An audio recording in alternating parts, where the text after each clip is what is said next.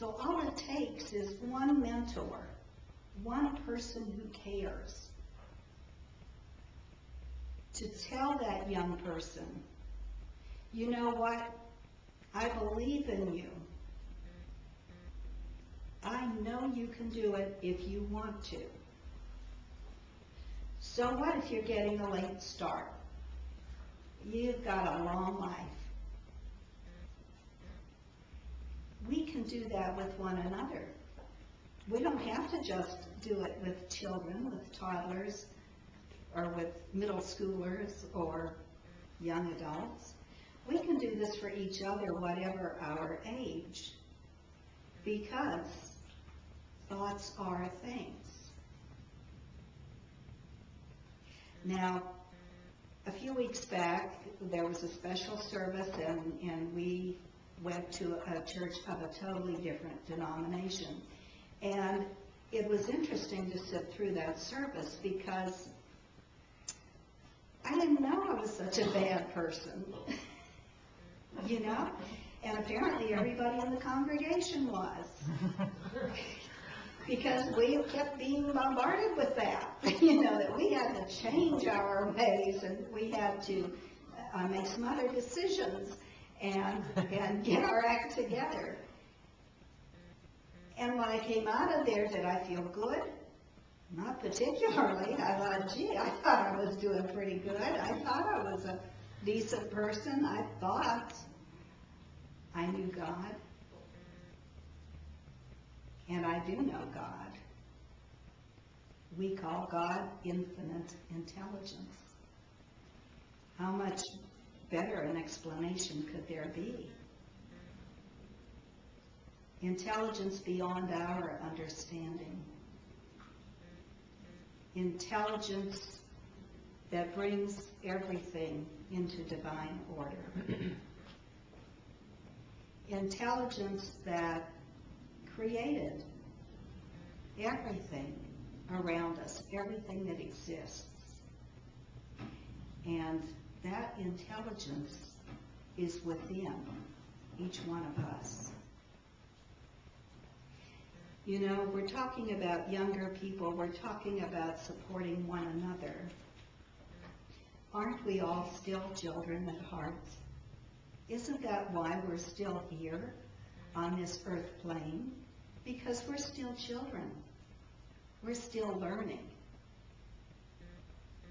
And have you ever had the experience where you get it, you think, wow, I'm really progressing, wow, I'm really moving right along, and then something will happen, sometimes even the same day, that'll bring you down to earth in a hurry, and you think, oh, guess I've still got a little bit to learn. Lifetime is a learning process. And sometimes the lessons hurt. There's no question. Sometimes the lessons are very painful. Unfortunately, aren't those the ones we remember most? If everything just goes beautifully and there are no challenges, don't we get rather complacent? Don't we forget to say thank you? And don't we sometimes get so complacent we forget that someone else may not be quite as blessed or quite as charmed as we are at this time? So then, do we reach out to others? I tell you, friends, I get calls from people around the country. Most of the time, they are people I've had the opportunity to meet. Once in a while, they've just taken my name out of our magazine, or they've gotten my number off the internet, and they're just desperately reaching out for help. People reach a certain point in their lives where they honestly cannot see past themselves. And those people are not capable of reaching out to help someone else. And those people usually are too embarrassed, or too withdrawn to reach out and ask for help. We know that thoughts are things.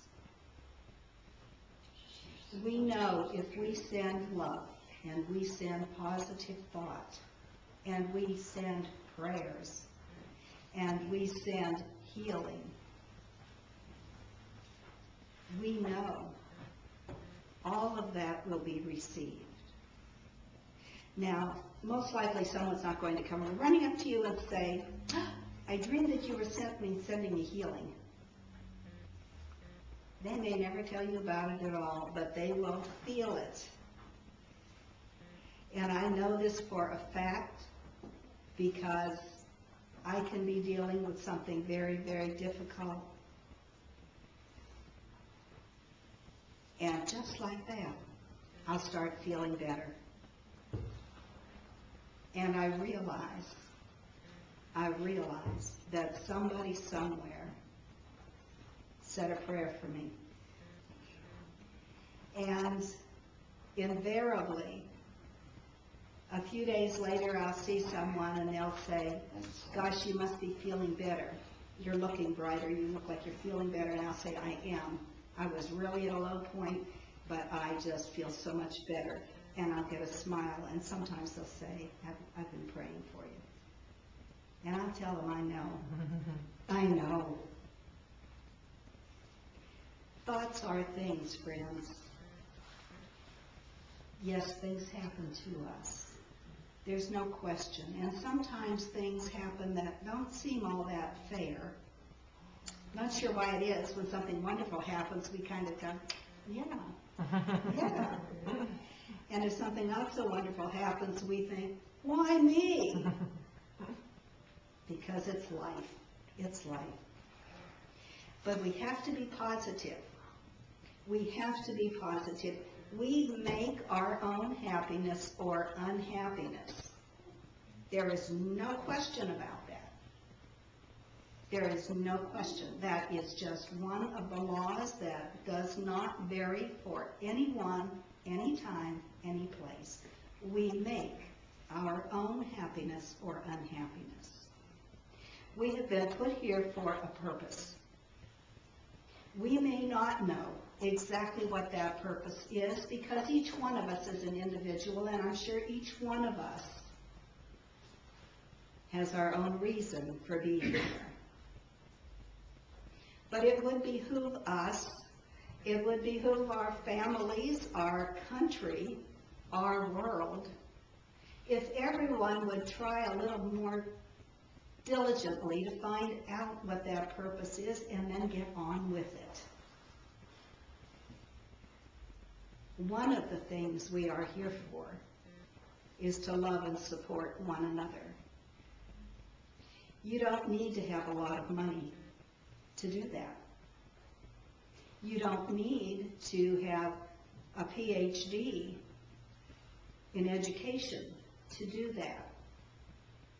You don't have to be a certain race or a certain religion. You can do that. We're all pieces of that puzzle. Some are a little different colors, some are shaped a little different, some you wonder, does this really belong? And yet the puzzle is not complete without all of the pieces. We do indeed live in God's world, and God is within us. Let's remember that. Recognize that everything you say, and everything you do is truth in advertising, because somebody's paying attention. Somebody is paying attention. I hope you have a terrific week. I hope you keep your eyes and ears open about all truth. Keep your mind open, keep your heart open. But remember above all, thoughts are things.